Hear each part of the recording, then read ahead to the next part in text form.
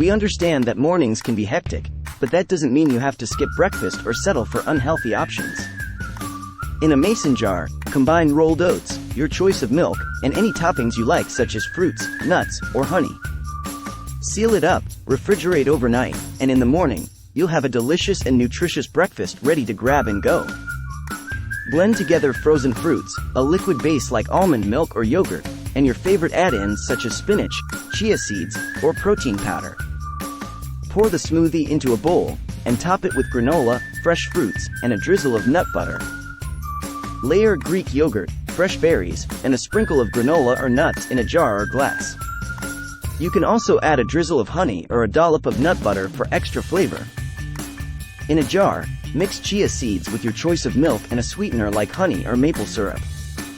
Let it sit in the refrigerator overnight, and in the morning, you'll have a creamy and filling pudding,